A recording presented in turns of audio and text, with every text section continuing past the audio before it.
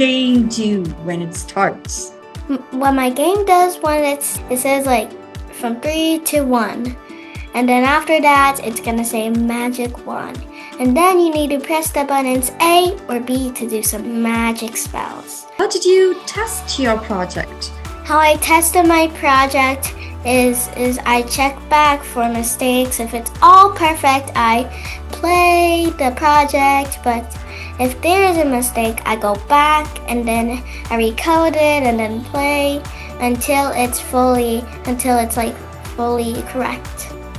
Well, no one helped me in the project. It was all me, the ideas for me. I listened to the teacher very well, and then I got the hang of it, and then I started coding on my own, checking, doing the ideas, and then all of it was done.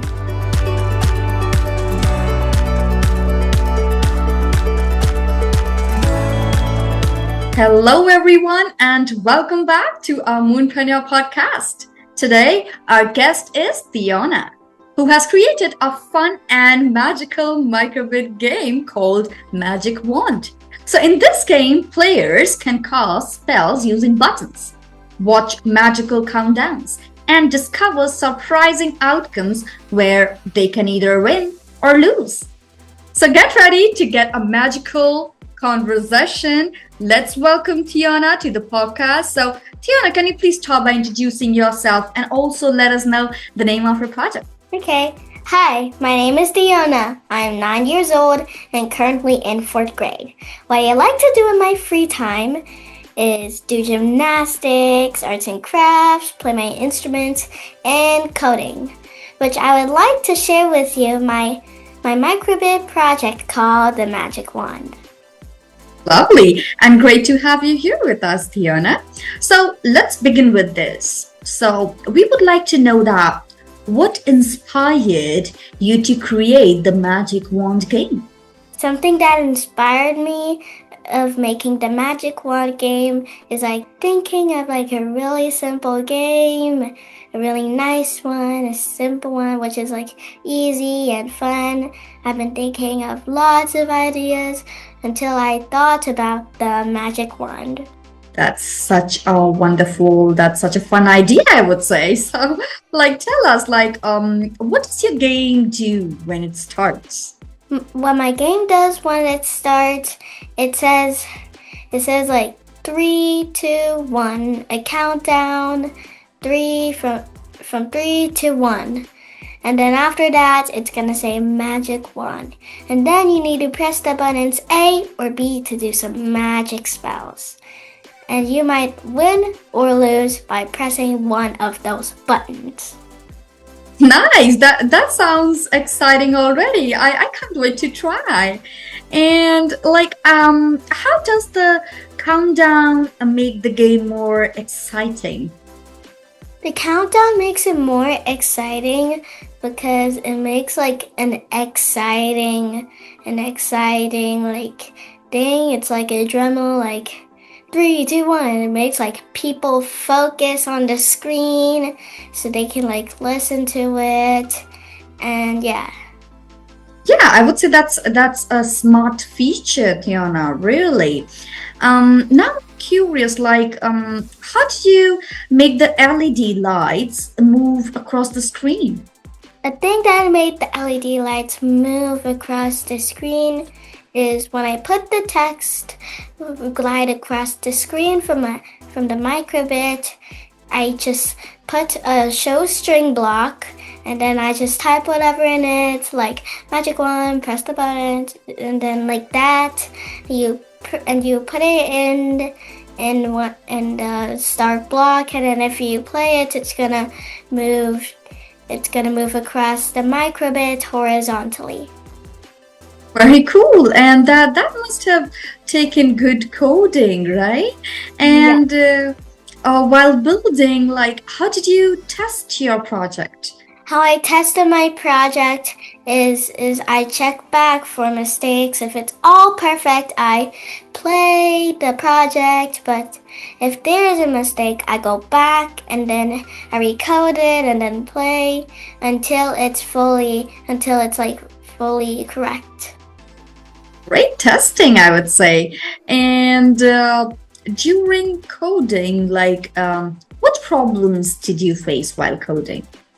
Some problems that I faced is like thinking of the ideas for casting the spells, because it had like lots of ideas and I didn't know what to put in, but I was just like thinking of everything, and then I put the ones in that I liked. Yeah, that happens with project like this. So you overcome that, right? Real nicely.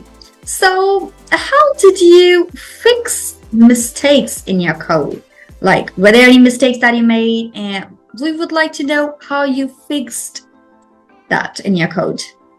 How I fix mistakes in my code is when there's a bug, I look back at the code where there's a mistake, and then I check, and if there's a wrong thing, I just recode it, and then I test the project out once again. If there's nothing wrong, then I can move on to my next step. Brilliant. Excellent. I would say this is excellent problem solving, Theona. And overall, I would like to know that which part of the project took the longest time? What part of the project took the longest time was like thinking of the ideas for the spells, because I had lots of them inside my mind. I didn't know what to think of, and then I was like thinking through a lot, and then I was gonna pick the things that I liked the most, and then I pasted it in. Yeah, that makes sense. And out of everything, which part of the project are you most proud of? The part of the project that I'm most proud of is everything. I'm proud of everything. It got lots of hard work. And I'm so excited to show it to everybody. I had a bit of mistakes. It was long coding, and then I got the hang of it, and then I was done, and then I was so happy. That's awesome. And I have to ask, what was the funniest moment while making this game? The funniest moment of making this game was thinking of the ideas for the casting, the spells. I had lots of silly ones in my mind, cool ones, funny ones, and then I was thinking that I was like about to laugh. Yeah. That's funny, I would say. And did anyone help you while creating the project? Well, no one helped me in the project. It was all me, the ideas were me. I listened to the teacher very well, and then I got the hang of it, and then I started coding on my own, checking, doing the ideas, and then all of it was done. That's lovely, really. And from this project, what new coding skills did you learn from this project? What new coding skills that I learned is like a lot of coding skills, and I listened to my teacher, and then yeah. Yeah, and that's great learning. Yeah, I listened to my teacher, I focused on my work, and then I coded until I finished. Definitely, that's great learning, Theona, really. And personally, why do you enjoy coding with the Microbit? We would like to know that. I like enjoying coding with the Microbit because it is really fun. When you're thinking of ideas into a game, I just think about it, and then I'm gonna code and then do a bit of stuff, and then I finish. Then it's really fun to make fun ideas into games. That's wonderful to hear. And when it finally worked, like how did you feel when your game finally worked? I felt really proud of myself. I was so excited to show it to everybody. And I was so proud because I worked lots and lots and lots of hard work, days, weeks. It's been so long, and I finished. Yeah, that must have felt amazing. Yeah, and finally, what advice would you give to kids who want to start coding?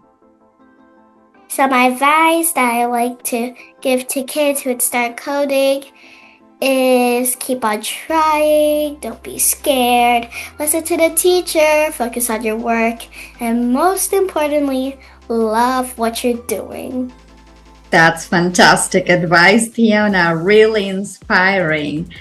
So now we have question for parents. Hi. Hello, Theona's mom. Welcome to the podcast. So we just have this one question to ask you. We would like to know that what is your role and contribution to Theona's project, and how do you feel about it?